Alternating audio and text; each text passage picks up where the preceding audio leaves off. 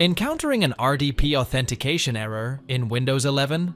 Here are 2 quick fixes to resolve the issue.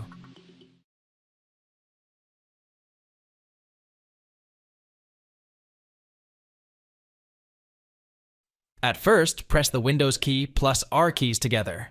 Then type sysdm.cpl and click on OK. When the System Properties window appears, tap on the Remote section. Now, uncheck the Allow connections only from computers running remote desktop with network-level authentication, recommended. After that, tap on Apply and OK to save these changes. Finally, try to connect the RDP client to the remote server. This shall solve the problem you are facing.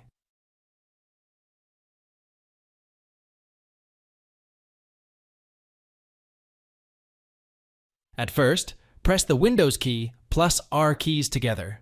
Then type gpedit.msc and hit Enter.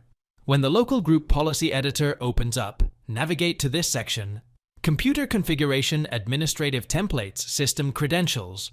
Delegation on the right-hand side. Double-click on the Encryption Oracle Remediation policy. After that, set this policy setting to Enabled. Then, click on the protection level and choose Vulnerable. Finally, tap on Apply and OK. Close the local group policy editor screen. Then, restart your system. If you are using the Windows Home version, you can't change the policy on your system.